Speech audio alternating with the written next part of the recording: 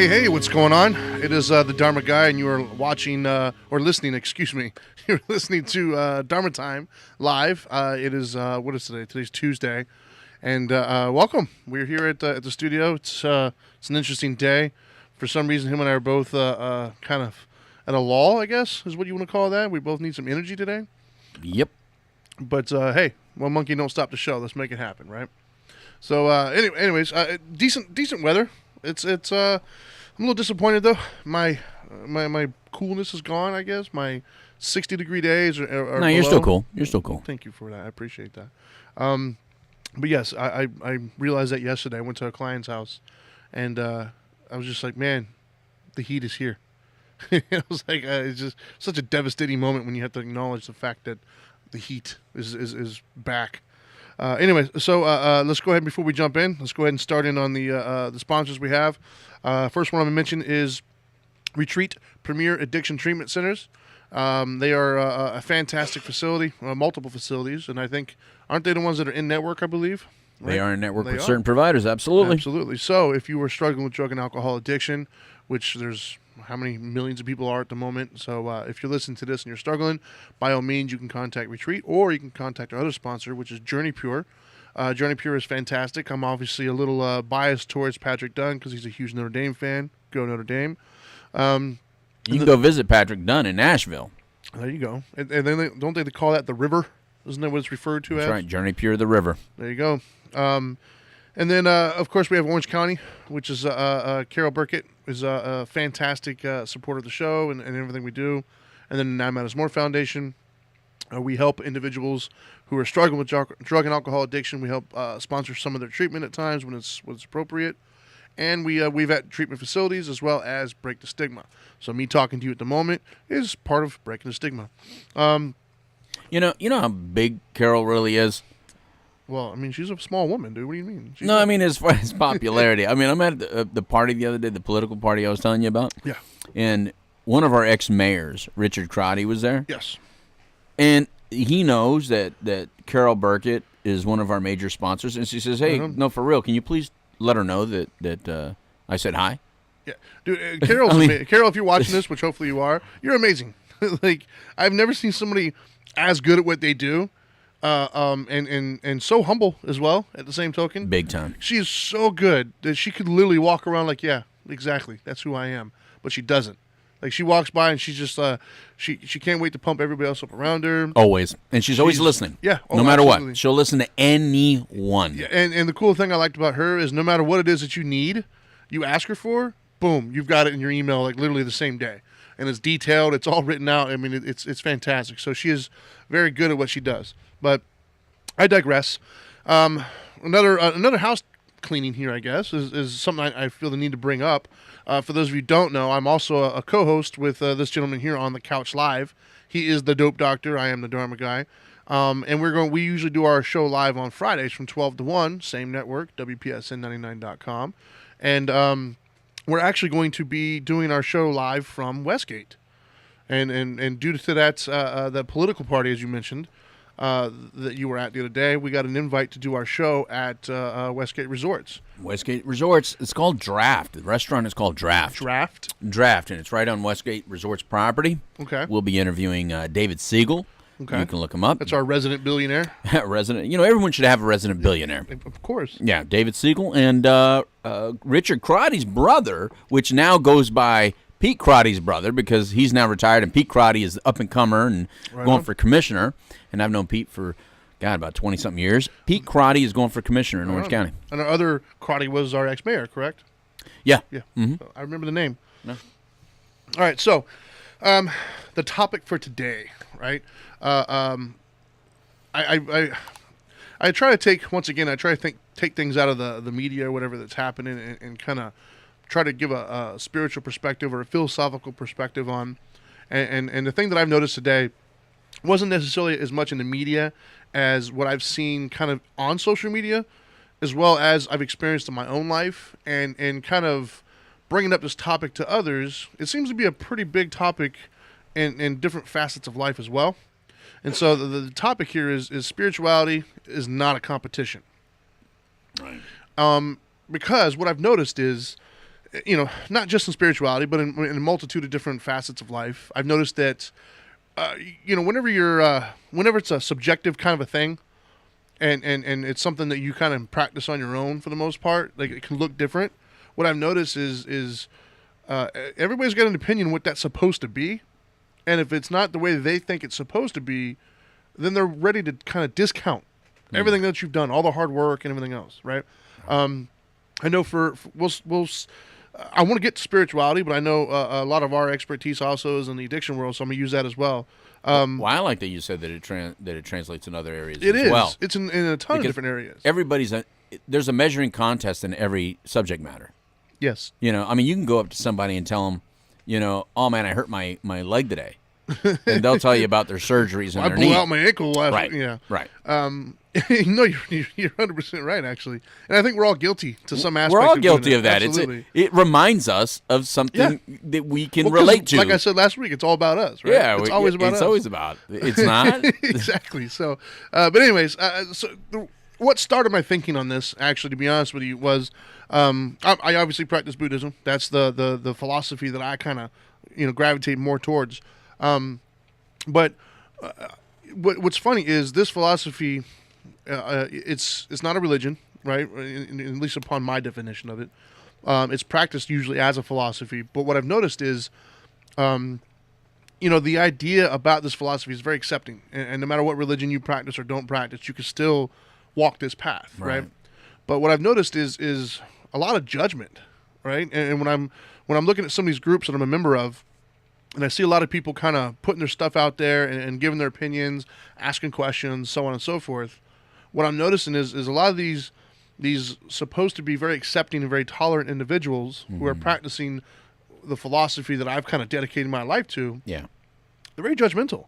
And what I've noticed is if you don't know certain historical facts, you're not Buddhist enough. I got you. Or if you don't practice a certain branch of it, then that just doesn't count. Like if you're not Zen or if you're Mahayana or whatever it may be. You haven't read a certain book, maybe. Yeah, exactly. And the way I would associate that to religion, right? Let's say if you're religious, it's like if you can't spout, 4 or 5 different, scriptures with certain Psalms, things. Matthews, Luke. Yeah, whatever. Yeah. John 3:16. If you can't spout 3 or 4 of those, then you're not Christian enough. Leave it to a guy that watches ESPN all the time to say John 3:16. Well, I think Stone Cold actually. I got you. But anyways, so. But I've seen it too with some of my Christian friends, and you've probably seen it because for whatever reason we have a lot of Christian friends around us.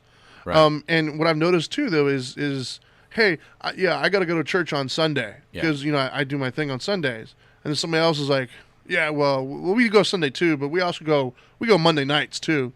Well, then somebody else is, we also go Thursdays for Bible studies as well. It's like they all want to one up each other. Right. And what I've noticed is, that's a crappy feeling, right? When you start to feel that, you went into the spirituality, this faith, this religion, whatever it is, and you're trying to practice this and you're trying to build your life.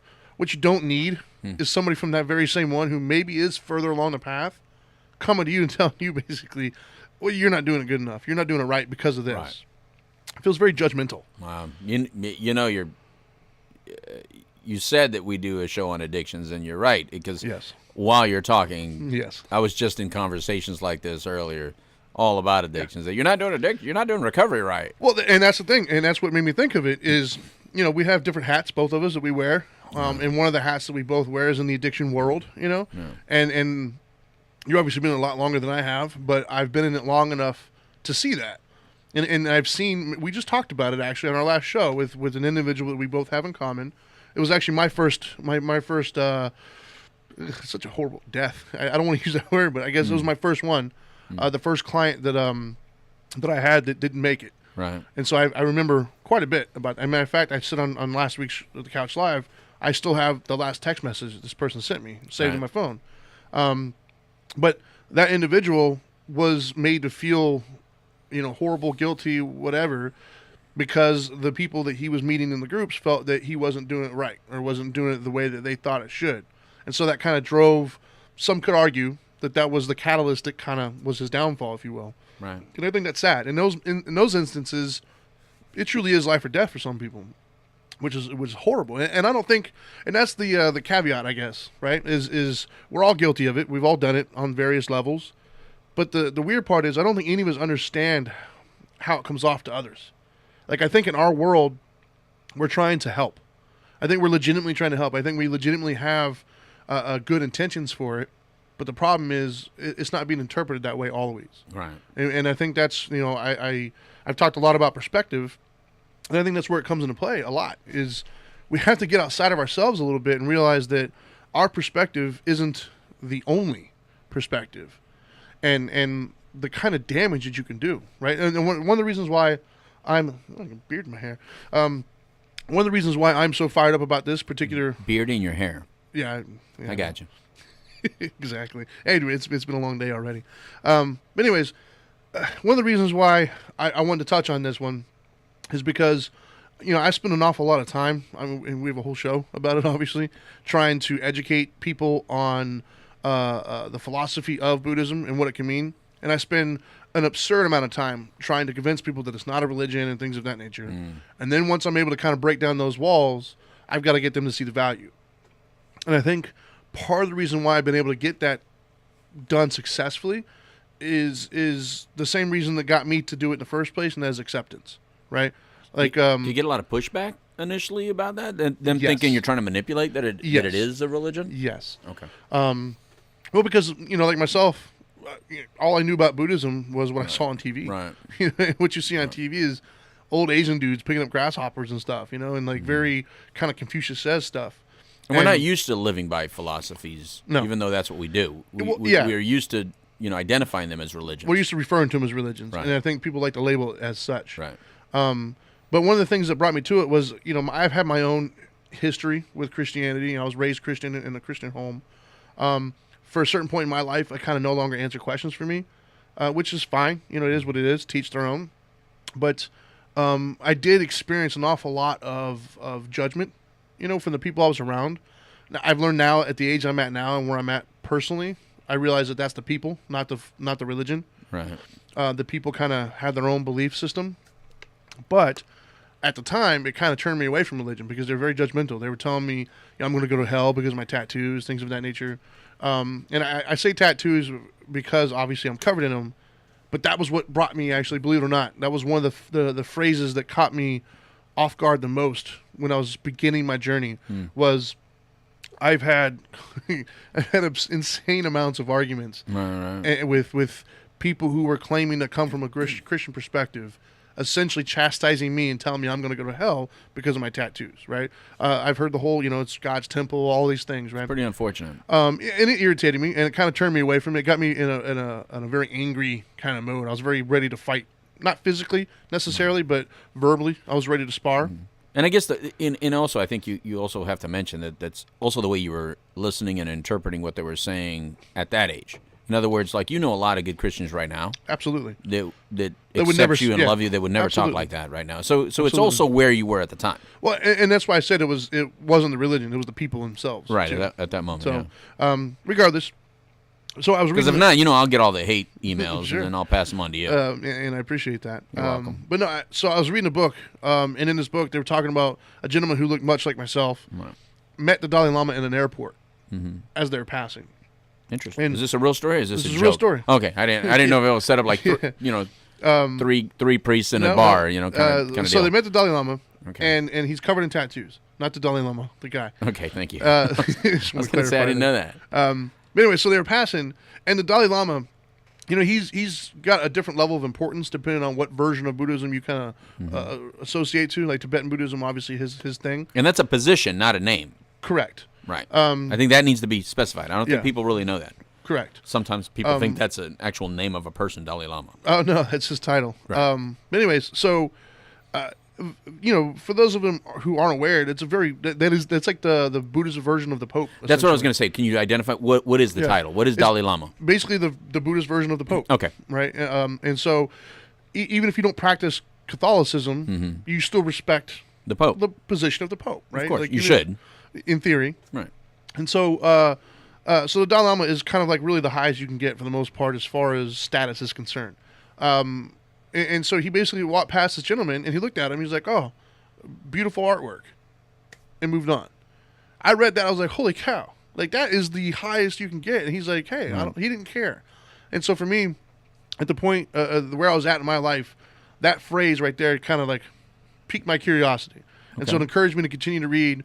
And that's the thing that I liked most about it was, the books that I was reading, the vibe that I got from Buddhism, the people that I met that did practice it somehow, some way, it was nothing but acceptance. They didn't necessarily agree with my past. They didn't necessarily agree with my decision making as far as scanning things of that nature, but they didn't care. They were like, whatever, that's you, And I had the exact opposite vibe whenever I was dealing with people of the Christian religion myself. Once again, not everybody in the religion, but the individuals that I just so happened to come across, it wasn't accepting. It was very judgmental. It was very, shame kind of a thing.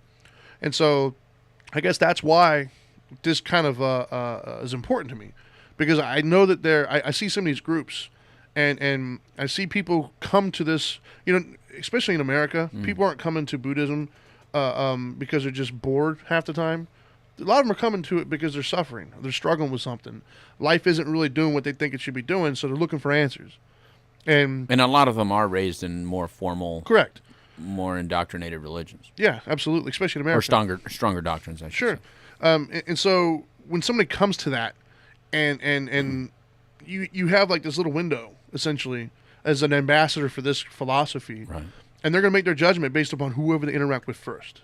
And so if their first interaction is somebody who is accepting, who is compassionate and loving, and just like, giving them some good support there, then they're going to be more encouraged to look further into this philosophy. And I couldn't care less about the numbers of the philosophy. I just know that it can bring peace. And so I would like for that individual to find peace. And I'm worried that if their first interaction is with somebody who's chastising them for not going through it for the right reasons or whatever their perspective is, you could turn them away. And who knows what that could lead to, I guess. I mean, if this person's looking for answers and this person's struggling and they're coming to you, or they're coming to a group and they're putting something out there, I think it's our responsibility to say, hey, it's okay. And let's figure out a softer tone, I guess, if you will. And so I guess that's why that's why we're doing a show about it. It's because it means something to me. And I realize it's not just the Buddhist philosophy though either. It's a ton of them. I mean, even Christianity perfect example. Part of the reason why I turned away from Christianity was that judgment.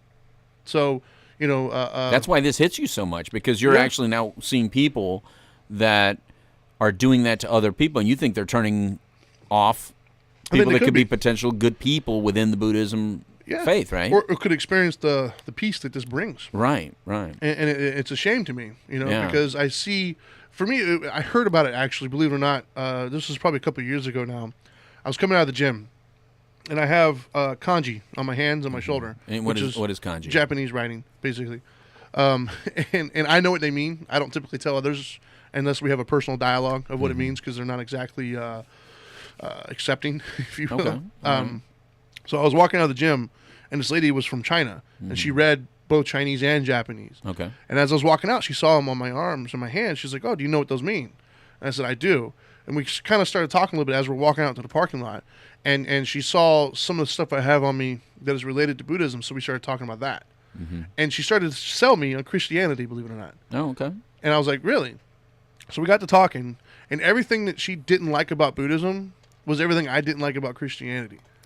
Because what I found out, and this was completely a shock to me, what I found out was in certain areas of China, they practice Buddhism, but it's the same kind of status, if you will, that Christianity has here. Right. Some of the same arguments, some of the same things you hear is judgment, ridicule, you're going to hell, all these other things. Like some of the bigoted things that we don't like, that we associate oftentimes with people of that religion, they're doing the same thing in China from Buddhism. Correct. And so when she got here, she interacted with people from the Christian faith who treated her with love and acceptance and all these other things. Right. So she is uber Christianity.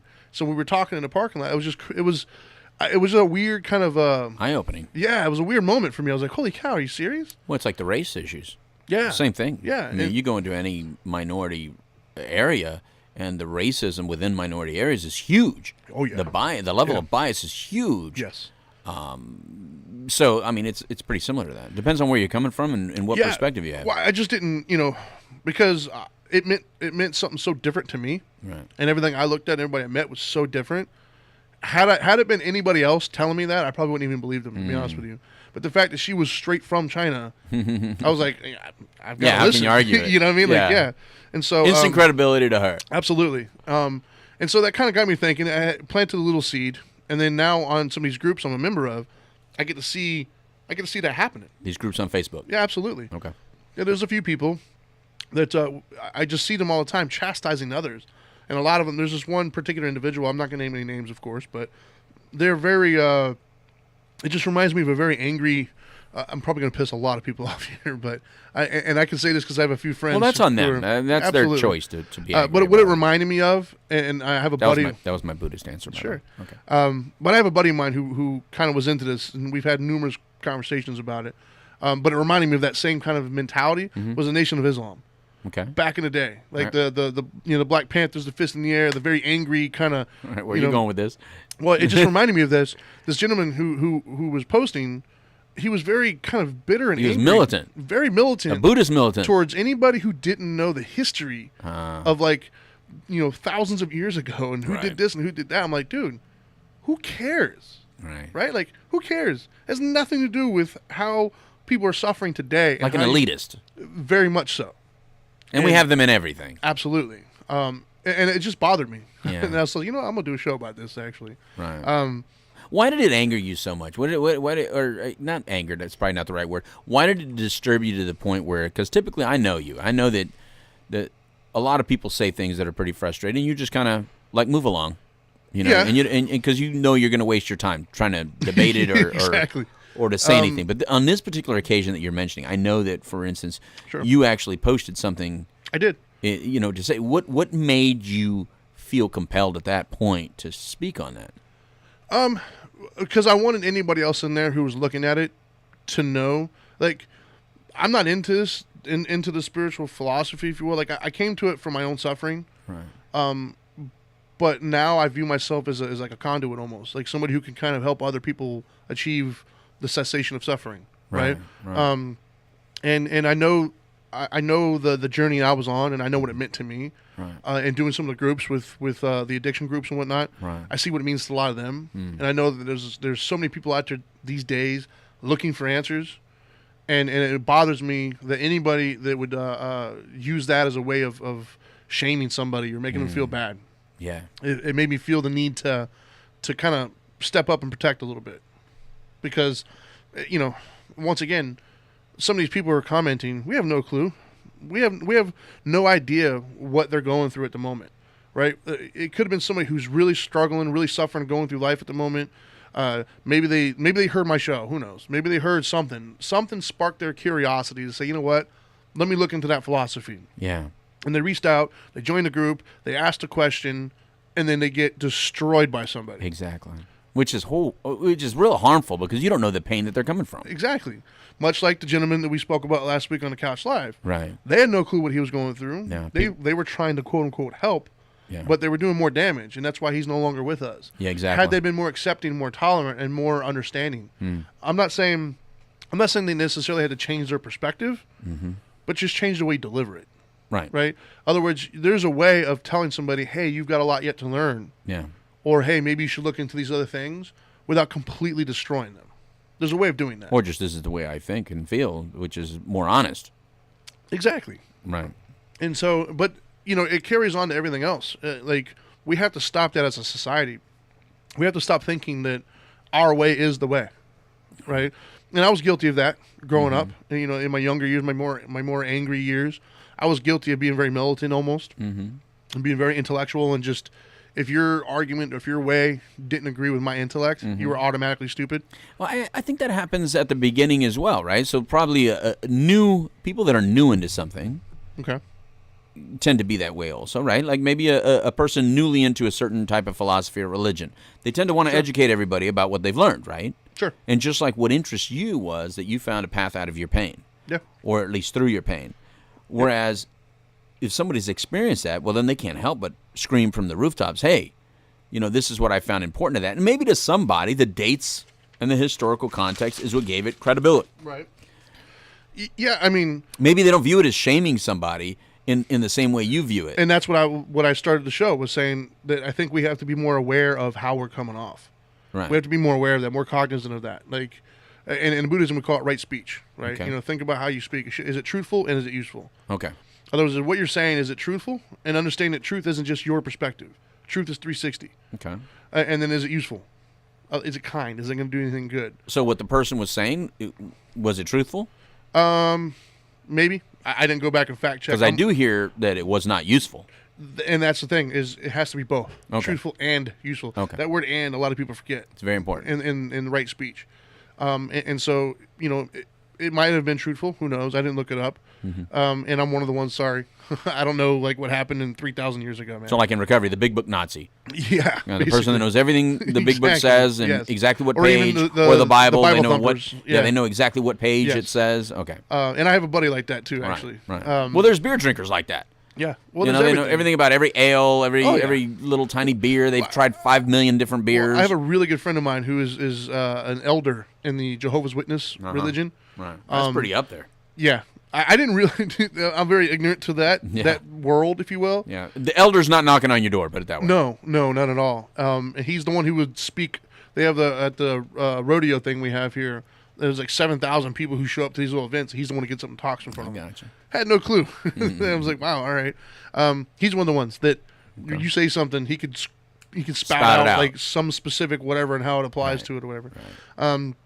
Anyways, I digress.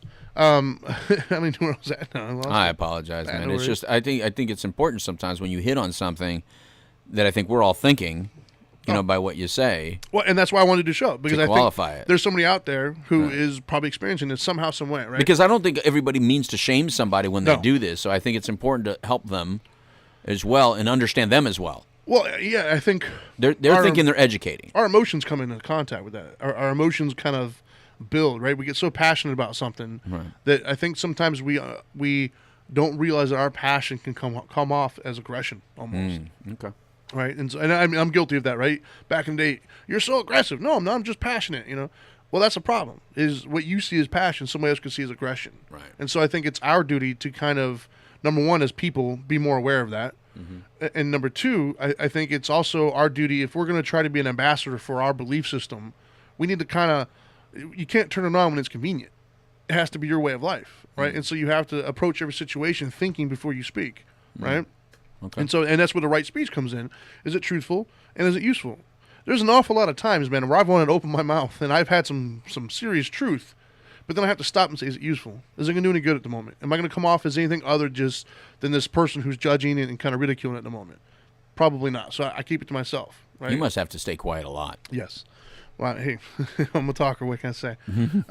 But and it's not just in spirituality either, man. Like, you and I've had some interesting discussions, not necessarily against one another, but just what we've seen in public, right? So I'll rattle off a couple top 10 lists here almost, right? Oh, okay. You know, religions, of course, Right. spiritualities and philosophies.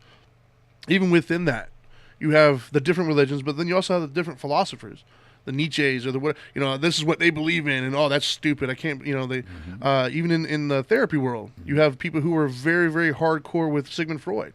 Then you got other people say he's an idiot, and then, you know, Carl Jung and all. There's just all these debates that happen where there's like elitist. Yeah, elitist. Thank you. And there's so many since then. So yeah, there's a lot of Exactly. there's people that can quote these philosophers and these Yeah.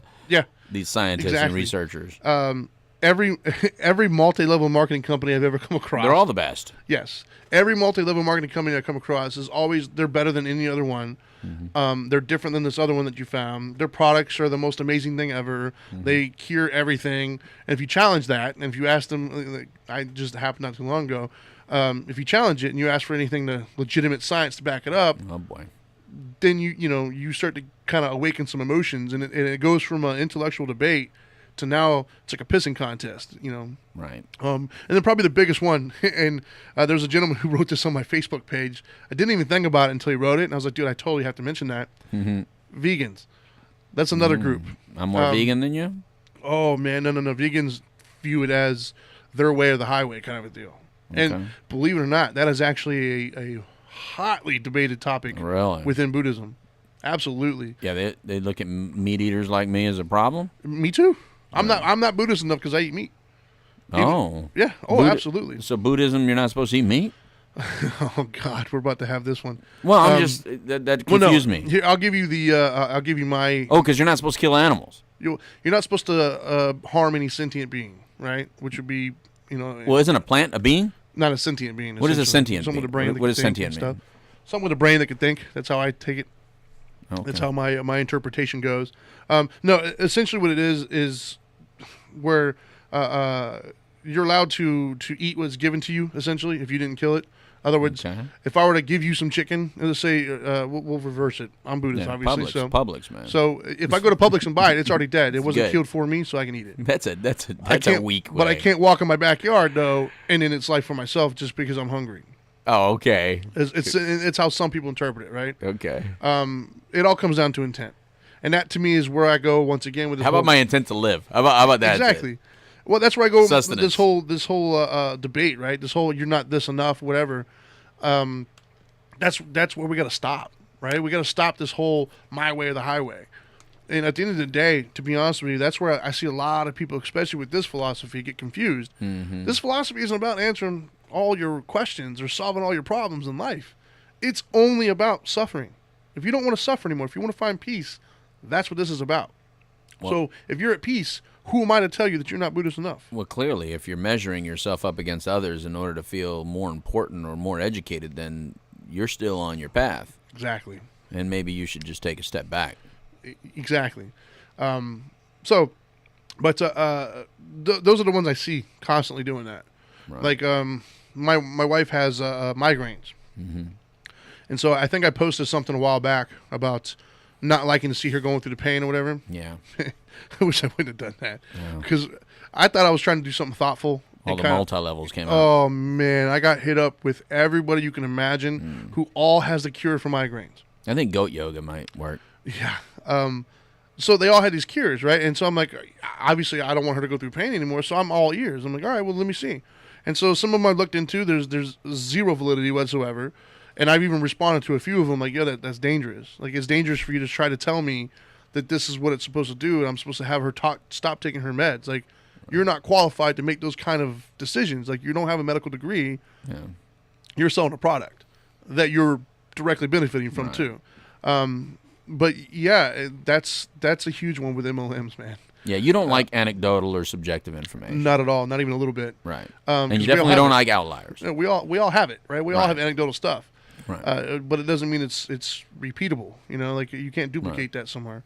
But when someone's suffering, I mean, I'm going to play devil's advocate for a second. If somebody's suffering from something and then the way they're doing it is not working, or it's more harmful, because there's people out there taking some serious pain medications. Yes. Right? So it's hard for me to fault anyone that wants to find a natural medication or a natural remedy. Right. No, I agree with that. To not use an opioid. Yeah, well, I agree 100% with that, actually. But this is where this is what I mean. There was a specific conversation I got in with somebody, and I'm not going to mention who it is or even what the product is because I'll know what I'm talking about. Right. But there was a product that they were, in charge of, if you will, and they were trying to sell it to me as the cure-all. And I once again, I think that this person's intent was to help. I think from their perspective, they had the answer, right? They're sold on it, Right. And it appears as if, anecdotally, somebody in their family has benefited from this particular product. Fantastic. And it's worked. And that's amazing. That is so. Right. I'm so happy for that family. Right. Right. The problem I had though was them telling me, "Hey, this is the cure-all."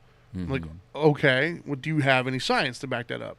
And So you sounded like a smart aleck, and they sounded like they had a cure-all. yeah. And I think Well, that's that goes how, nowhere. Well, when it started out, I believe they took it as, because once again, they were so sold on it. And that's the problem, is we get so settled in our perspectives that we totally forget that if whatever I believe is true, then the opposite must be true as well. And we forget that. We forget that there are human beings out there who are loving, caring, smart, intelligent human beings who feel the complete opposite of you and can back it up too. We forget that. And so this person was, hey, go ahead, look it up, by all means. But they weren't doing it in a sarcastic way. They were like, yeah, please look it up. I got all the information. Right. Well, their definition of scientific study is different than mine, right?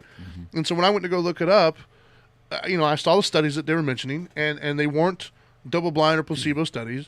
They weren't in a peer-reviewed journal. They weren't even about this specific product. It was about a product that this one comes from. So there was basically saying, well, if this works, then this must work, kind of thing. I got you. And so, I responded and was like, hey, do you have anything else? Because what I found, it didn't really kind of benefit. And when I say benefit was, I'm comparing it to what the doctors are already prescribing. Right. So this is what the doctors are prescribing. This is what you're mentioning. Right. And what you were mentioning was negligibly better. It was 0.03% better than what this was basically being sold to us, essentially. Right. And so for me, it wasn't worth going through all the hassle for something that may or may not work. And if it does, you probably won't even notice it. I wanted something scientifically like what they were saying. This is the cure-all. Right. When I said that, oh my gosh, this individual kind of got really upset. Once again, though, because this individual's family member has benefited. So I think they took it as me saying that your family member wasn't getting better, kind of a thing. Right. I think they got emotional to it. But then there's a plethora of other people who all saw that conversation, who joined in and was just like, well, do you, one of the funniest ones was, do you ask for the double-blind placebo studies for when your doctor prescribes you something?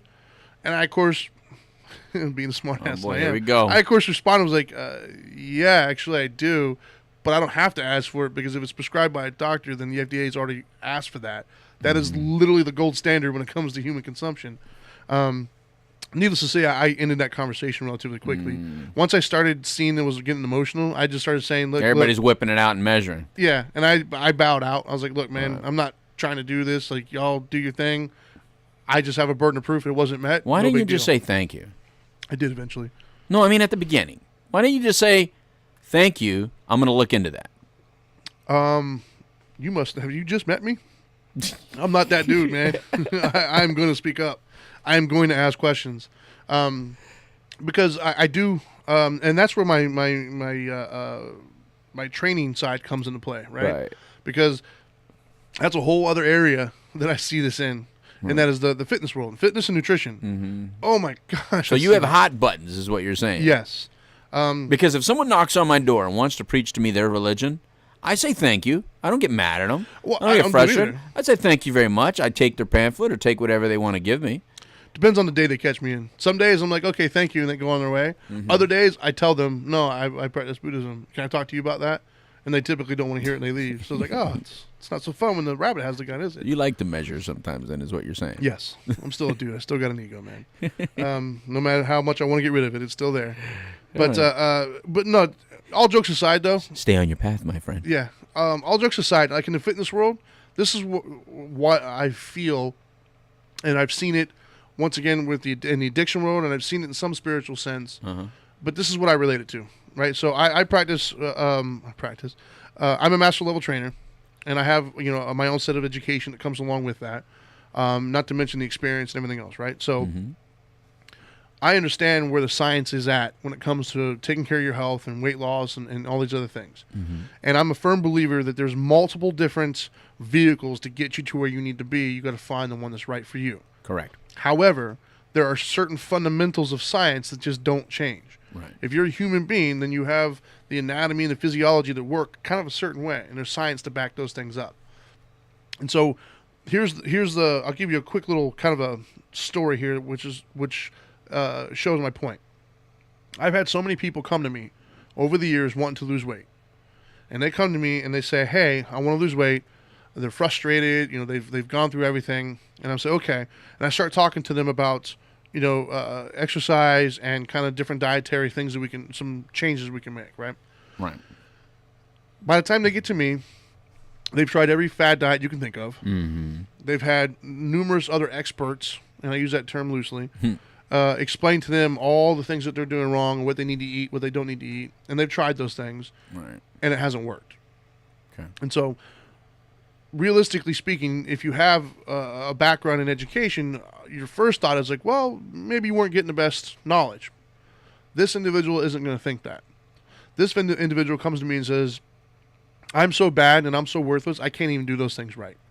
Because I went to these experts and they told me what to do. I went home and I did it and it didn't work. I'm that bad.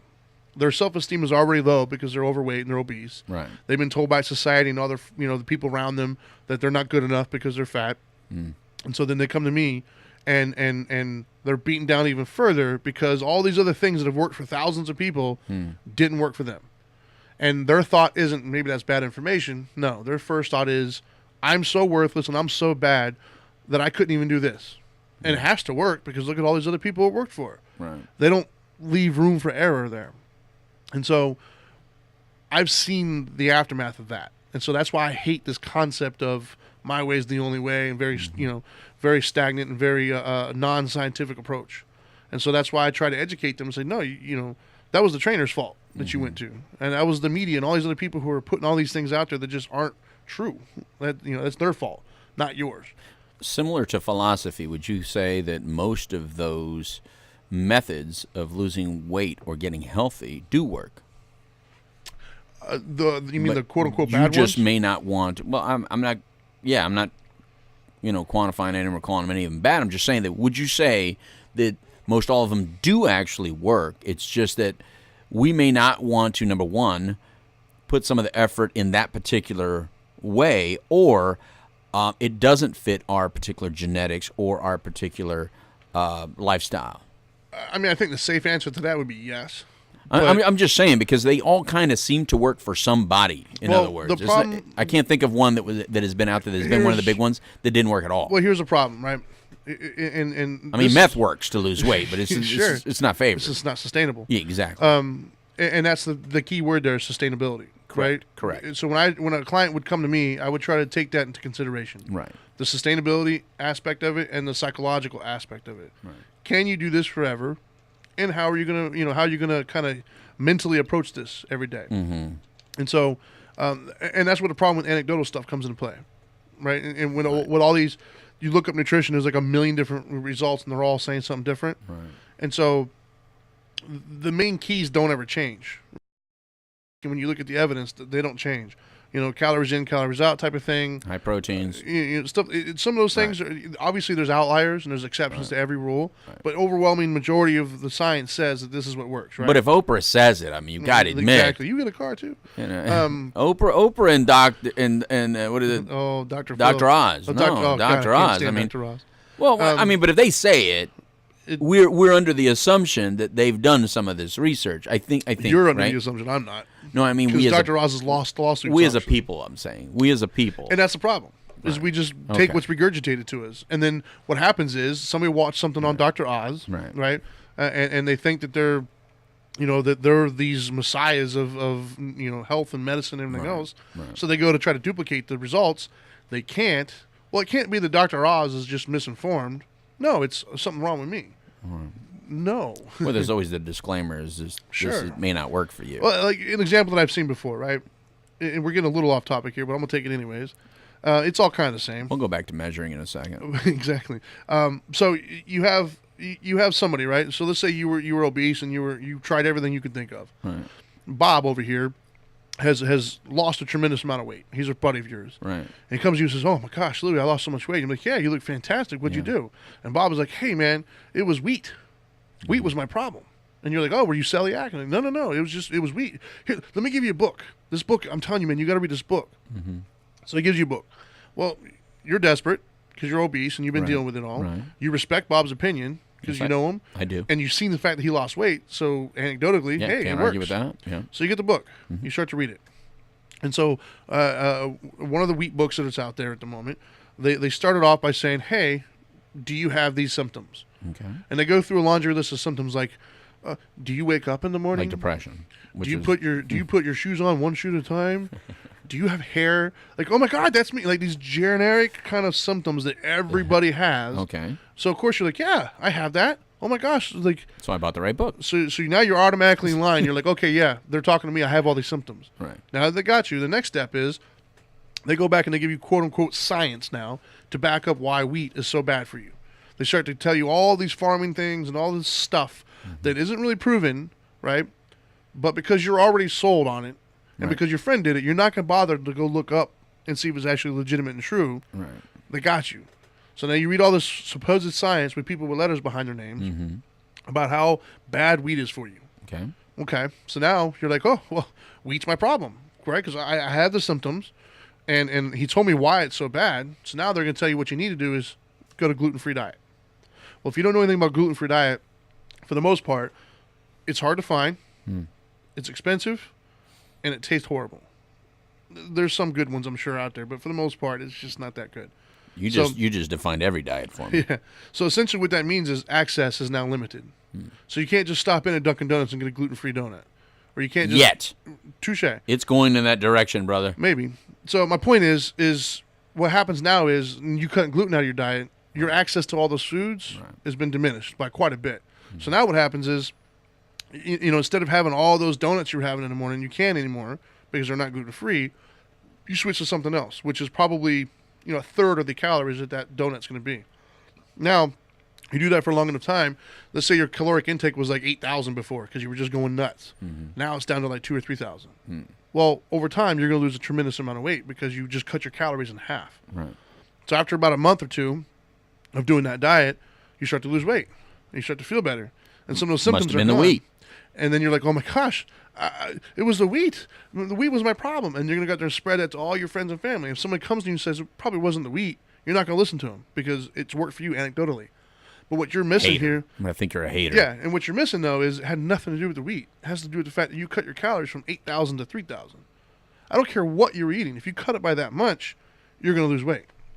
And so that's my problem when people start kind of getting on their soapbox, if you will, saying they've got the magic cure, they've got this thing. Right. And I don't care if it's spirituality. And I was guilty of that, right? When I was an atheist, I was very against religions and stuff. And then when I found Buddhism, I was very like, hey, this is the answer. And when you were single, you were really against marriage. Yeah, very much so. Let's throw that one in there. But where I'm at now, I don't really care what you get your spirituality from. You know, we have the same friends, you know, with Christianity and whatnot. Right. And it doesn't bother me. If that's what your answer is, then go for it. If you're achieving your happiness, if you're your peace, then go for it. I'm totally cool with that. And so I think that's where we kind of start to need to go more towards. Is this area of judgment just doesn't work. It doesn't bring me happiness. It doesn't bring you happiness. So how do we stop measuring then? Because, I mean, you're bringing up a lot of different issues that we do compare each and every day, but all those things mean something to us. Our recovery means something to us. Our weight loss or health means something to us. Our faith means something to us.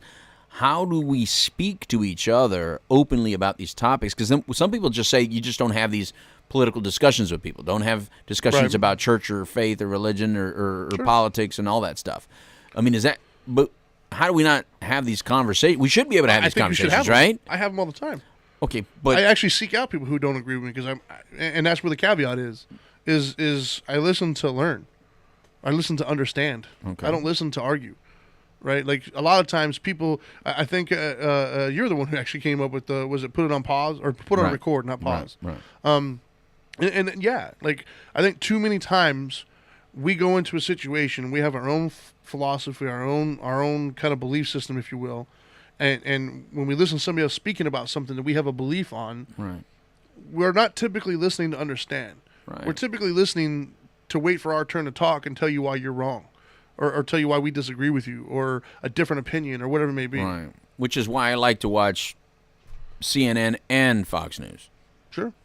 Because those are obviously very different opinions. They're very different, and regardless of people out there on the left thinking CNN is in the middle, and I'm in the middle, so I can tell you for sure it's not. As a middle person, both tell me very different stories about the same thing. But if I listen to both of them, it allows my brain to pick up things from both sides and kind of feel the way I want to feel about it. Remind me after the show that actually I could show you what Facebook thinks you are, by the way. What Facebook thinks I am? Yep. You've done a study on me? Well, no, Facebook has.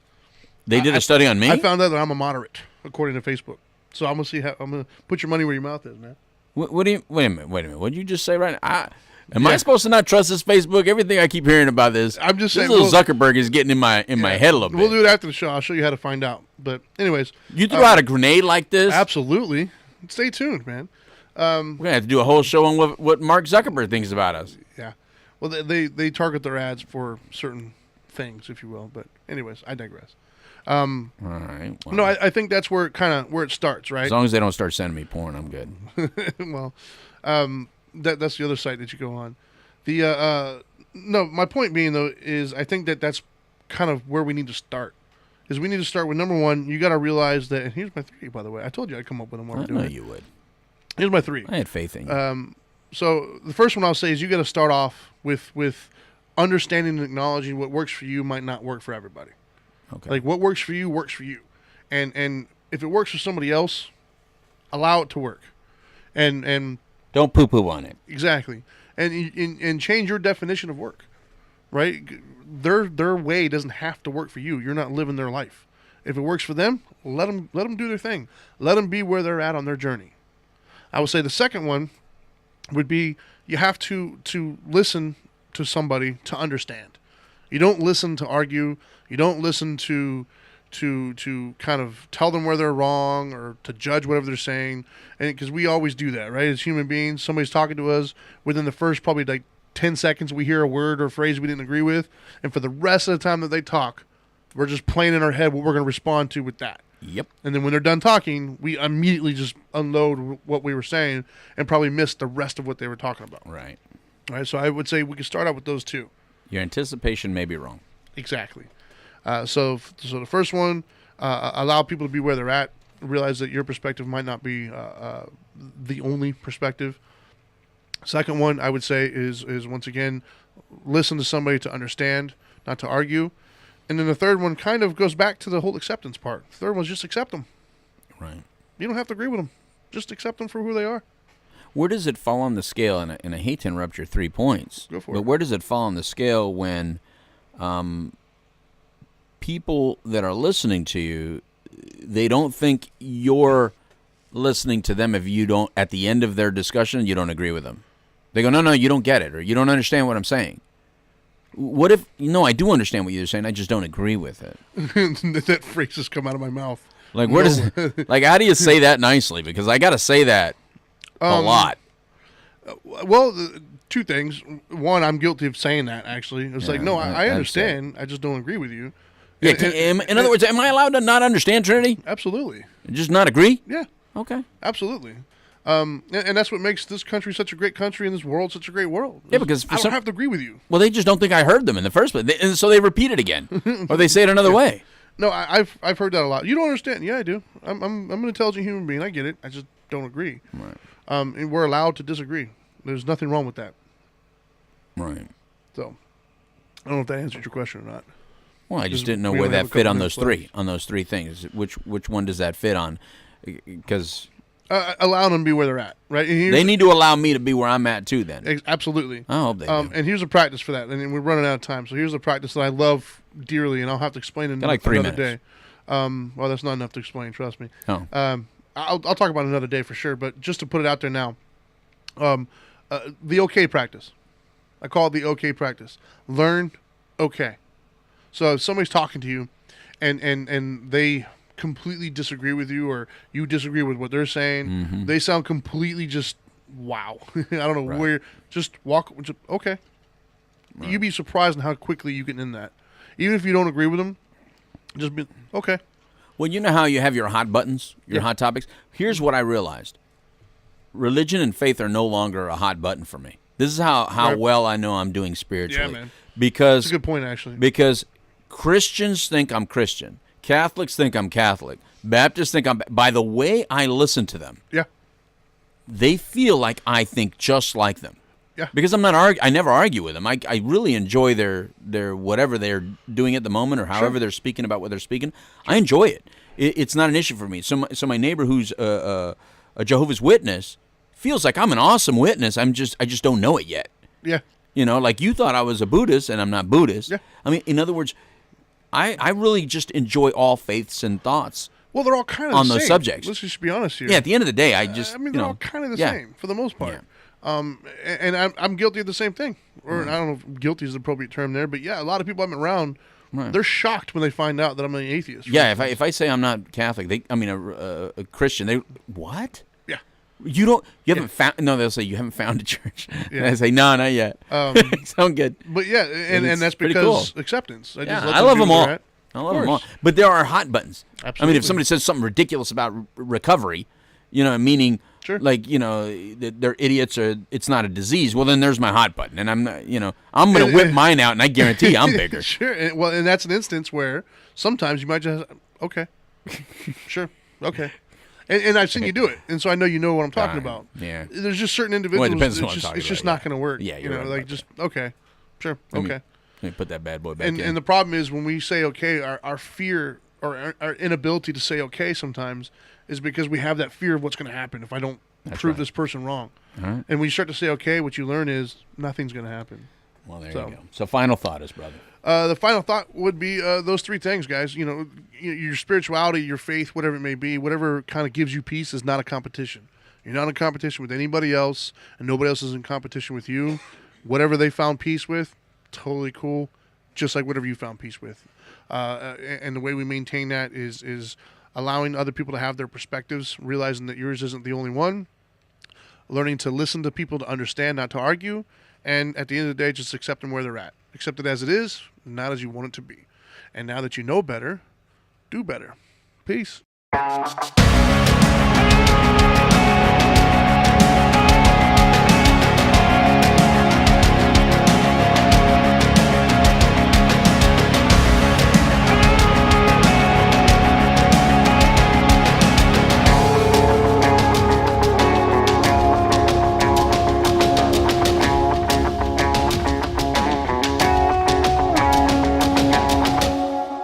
I think he plans it all out.